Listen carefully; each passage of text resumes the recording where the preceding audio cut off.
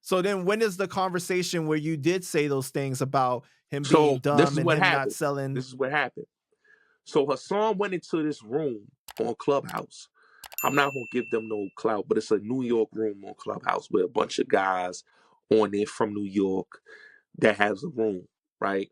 This guy named Z Black, shout out to him. He bees in the room, and a couple other guys goes in that room, right? So he's in the room.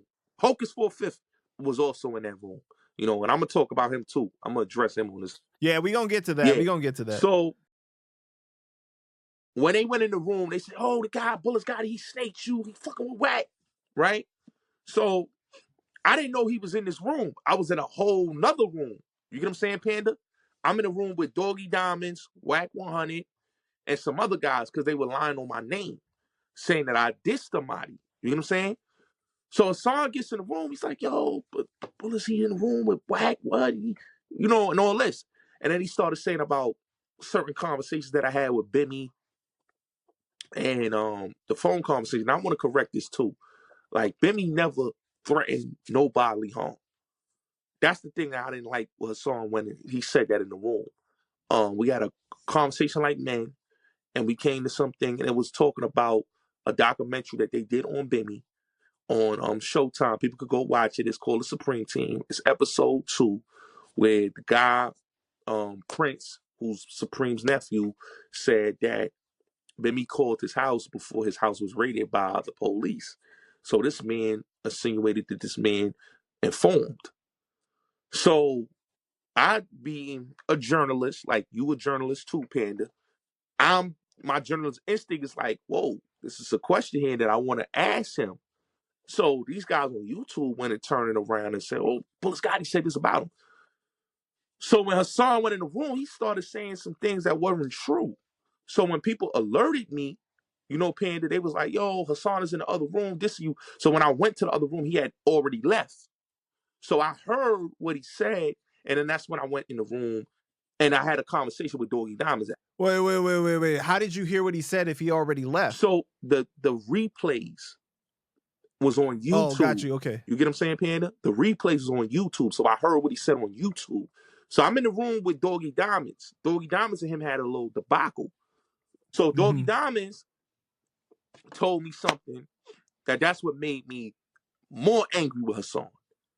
What'd he tell you? Doggy Diamonds said it was a live stream that me, Doggy Diamonds, and Gully TV was going to do with Hassan. It's going to be all of us. Doggy Diamonds told me that I never told Hassan that I didn't want to be on the same live as you. I never dissed you and never said nothing like that. And I said, but Hassan told me you said that. He said, Hassan is lying. He said, and I knew Doggy Diamonds before. I knew Doggy Diamonds the same time I knew Hassan Campbell, but me and Doggy Diamonds was Facebook friends, Instagram, and I always had a good rapport with him, just like I had a good rapport with Hassan. So when Doggy Diamonds told me that, I felt some type of way. And then me and Doggy Diamonds had a good conversation behind the scenes, and he said, listen, Hassan is going to go at you. He's going to say this. He's going to say that. You know, you were a loyal guy to him.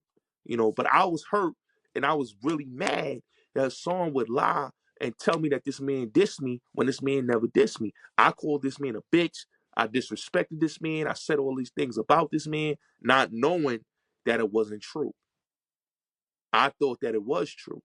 You know, so when I went into the room with Wack and I said what I said, it was out of what he said. He lied in the other room and told those people that the guy was coming to kill me and all that. So when I went, so you're saying that you said all those things to Wack out of retaliation? Yeah, because he for lied. What happened? Yeah, he lied, and other things that he said in the room was not true. You know. Okay, but let me stop you there, right? So if that was your man for 5 years, right? Why didn't you just call him up and be like, yo, what happened with this? Why you do this? Or you made me feel like this. Doggy said this. Like, why did you do that? He said in the room that, you know, he didn't want to speak to me. I was going to call him actually, but I didn't know he was going to go. And this is the thing, Panda, right? Hassan know I have a clubhouse room, right, Panda? He knows I have a room in Clubhouse. That the one thing that really made me mad is that he went in a room where these guys was dissing Hassan. This is the thing that I don't get with Hassan. This is what always get me mad with Hassan. It's like, bro, You are going on platforms where guys make it out just to say your name and diss you. You're giving them notoriety. You're going on their platform. You're giving them clout. And then after you leave their platform, they diss you. And then the stuff that he So you said, don't like that he goes into the lion's den? You I don't don't like like that? that. I think that if we're gonna do it, let's do it on neutral grounds. I would have loved to have that conversation with him on my stage, because then we could have cleared it up. We could have cleared up, and then none of this would have happened. But him going back on the platform constantly, and then when we really did get to talk, I told him, I said, "Yo, bro, you going on a platform where these guys was dissing you, slanderizing you. They messing with people that don't like you. You know, they support 10 Toes. They support this one. They support that one. That O5 or whoever just don't like you. My platform is a non-biased platform. It's me and you could have that conversation, and we could have racked up them views together. Why give these guys them views? Why give these guys a voice? You get what I'm saying, Panda? That's how I felt. Like, my man wouldn't do that. He know I have a club. He knows I have a stage. He knows I have a YouTube platform. He knows I had these things. So putting that aside, right? Can you, as Bulletz Gotti, take any responsibility for the way that you handled that situation, The though? only thing that I have is that I would have never had the conversation, and I would have never said what I said. But I don't. With Wack? You're saying with Wack? Yeah, that thing with Wack. But I also wasn't wrong either, because I did, when I went on this guy called Behind the Bar channel, I said, "Yo, Hassan, yo, I got no issues with you, bro." Right. We're gonna get into that in a little Yeah, bit. But so you're saying that you the one thing you should have done is not have had that conversation with Wack, yeah, I right? should have never had a So conversation with Wack. okay, so you are taking responsibility for that. Yeah, Okay. Wack is a Wack. Let me just say this about Wack 100. Wack 100 is a liar. He's a manipulator. He's a snitch. Well, we gonna get into your issues with Wack in a Yeah. little bit, okay? So you jumping ahead. All right. But okay, so the whole thing was like they had or Hassan had an issue with you revealing that he was moving to Patreon. Yeah. Right. Yeah. It became like this big thing, Yeah. right? What exactly happened with that? Is because you said that in the situation with Wack? Yeah, that's what got him upset. The Patreon conversation, when I said that. And then he went on YouTube with Zip with the Drip, and then he just went crazy on me, you know. And I apologized to him. I told him, like, listen, bro, I apologize for having a conversation. Did you talk on the phone after this?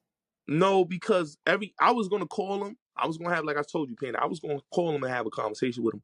But I just thought, like, what he said was like, it was like, nah, I can't have a conversation, bro, because he said things that was like kind of like violation, bro. Like, he was going in on me disrespectfully, and I never went at him disrespectfully, you know, like.